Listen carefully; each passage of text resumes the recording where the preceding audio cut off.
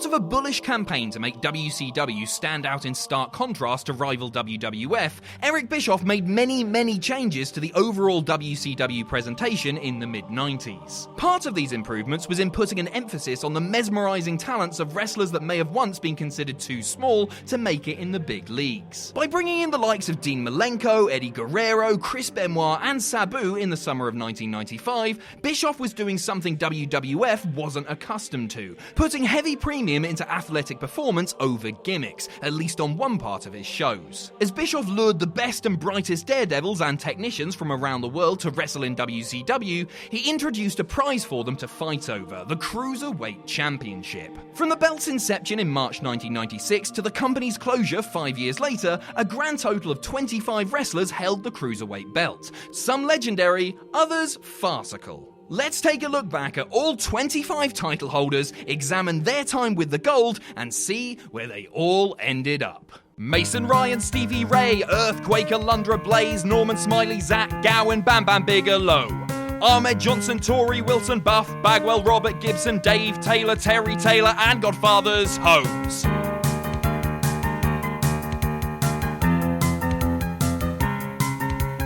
Dwayne Gill, Adam Bomb, Michael Hayes, Cor Von, S.A. Rios, Jim Manai, the manager from Kai and Tai, Jim Powers, Francine, Jack Swagger, Mean Gene, Fat Chick Thriller, Duke the Dumpster, Oklahoma Manta. What happened to that wrestler?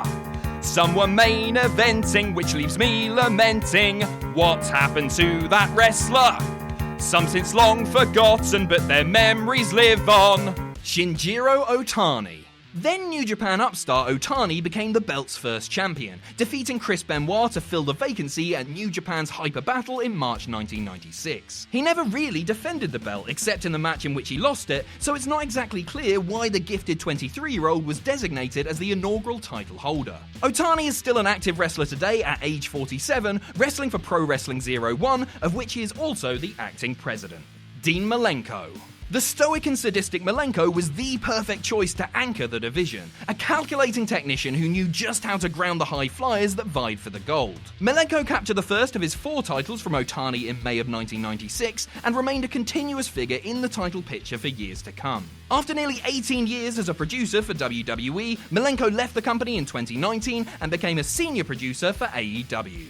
Rey Mysterio Jr. One has to assume Eric Bischoff had the same reaction to Mysterio the first time he saw him as anyone else did. Utter astonishment. Once Mysterio brought his limitless agility and impossible maneuvering to WCW in 1996, he was assured glory within the division, holding the belt 5 times under the WCW banner. Today at 45, Mysterio is barely a step off of his prime, still delivering incredible performances on WWE's Raw brand. Ultimo Dragon. Whenever you see Becky Lynch or Brock Lesnar or whoever toting around 2 belts, remember they are not as cool as Dragon, who proudly carried 10 at once after adding the WCW Cruiserweight belt to his J-Crown and the NWA World Middleweight belt at Starrcade 96. The Cruiserweight title reign lasted barely 3 weeks, but the 10-belt achievement is forever. Dragon is still an active wrestler today at 53, where he's a regular for Dragon Gate. 6. The New World Order's ecstasy of gold continued at Super Brawl in February 1997, when the former 1-2-3 Kid unseated Malenko for the gold, kicking off a 4-month reign as champion. A year later, an injured Six would be fired from the company by Bischoff while recuperating at home, and, well, the rest is history. Now retired after 30 years as a wrestler, Sean Waltman hosts the X-Pac 1-2-3-60 podcast. Chris Jericho.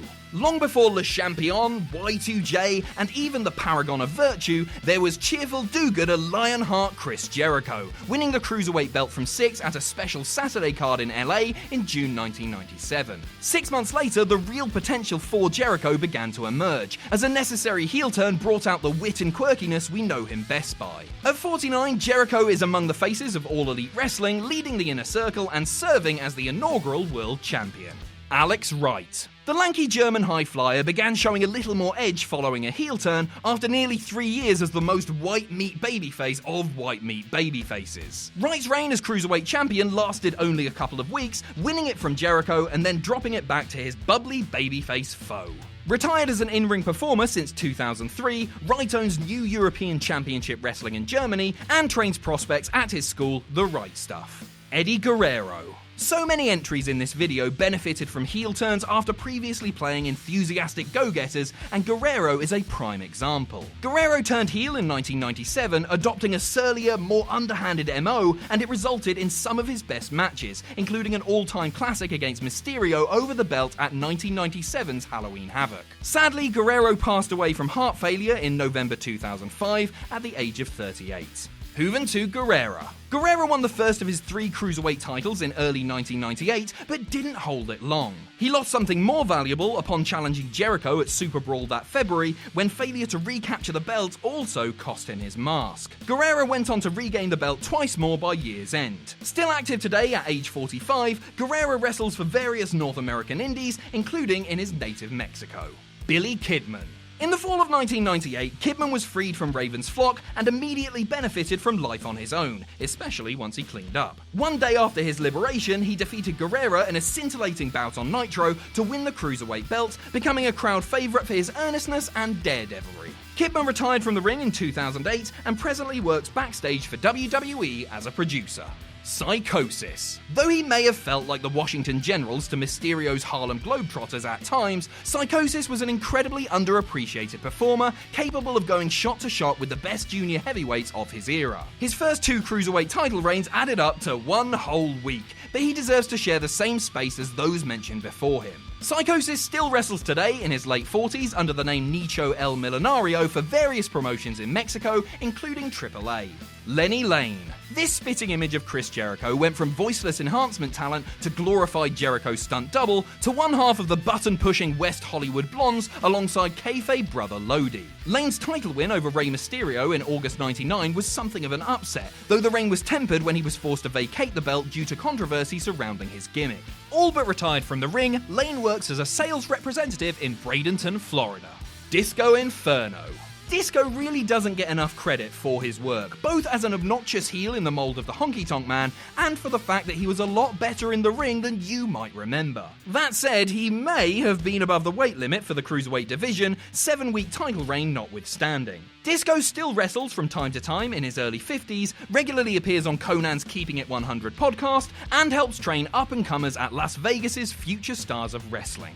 Evan Courageous. It took the power plant trainee a bit of time to gain solid footing in WCW, but he found it at the onset of the Vince Russo era, unseating Disco Inferno for the Cruiserweight title at the 1999 Mayhem pay-per-view. Soon after, he found his true calling as the face of the wrestle-centric boy band 3 Count with Shane Helms and Shannon Moore. Courageous now works as a tax preparer for a company called Rapid Cash Refund in North Carolina.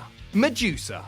It couldn't have been a coincidence that 2 months after Chyna won the IC title in WWE, Medusa so happens to win the Cruiserweight belt in WCW, right? This is taking nothing away from Medusa, who could certainly beat all of us up blindfolded, but we were happier watching her fight tooth and nail with Bull Nakano and not, well, the next person in this video. A longtime monster truck driver, Medusa recently appeared at the Monster Truck Rumble in Adelaide, Australia. Oklahoma. In fairness, the fact that the rotund Ed Ferrara received a shot at the Cruiserweight Championship is, at worst, the 16th or 17th most outlandish thing that happened in WCW in the year 2000. On the plus side, Oklahoma's victory over Medusa did have the benefit of pretty much killing off the played-out Jim Ross parody for good. Ferrara, a film and TV writer by trade, teaches television writing at Full Sail University, not far from where NXT is filmed. The Artist. During that 3-month period of uncertainty between Vince Russo tenures, where the PTA disbanded and the product stagnated even more so, longtime undercarder Prince Iaukea purple-reigned as Cruiserweight champion on 2 occasions. The Artist first captured the title in a tournament final, defeating Lash LaRue at Super Brawl 10. As best records indicate, Iaukeena's last match took place in October 2015, and he presently lives in Zephyr Hills, Florida. Chris Candido. The once innovative and influential Cruiserweight division had whittled down after Chris Jericho, the Radicals, and others flew the WCW coop. But credit where it's due, WCW made a respectable hiring in the gifted but troubled Candido, who balanced a 1-month run as Cruiserweight champ with bookings for the California-based XPW promotion. Tragically, Candido passed away in April 2005 from pneumonia, just days after sustaining a horrible leg injury at TNA Lockdown, aged 33. Crowbar.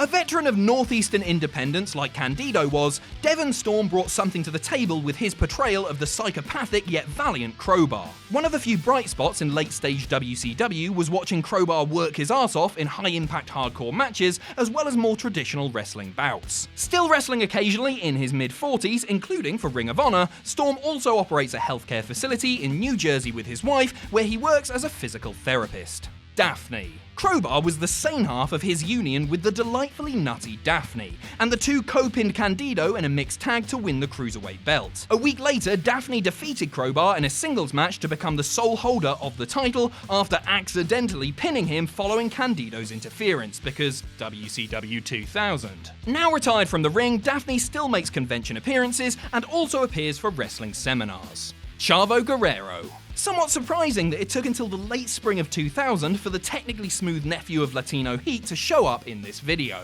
Of course, in true WCW 2000 fashion, his first of two reigns with the belt came under the name Lieutenant Loco. Thankfully, his second reign was far less farcical. Guerrero still wrestles on the independent scene and serves as a fight coordinator for the Netflix series Glow.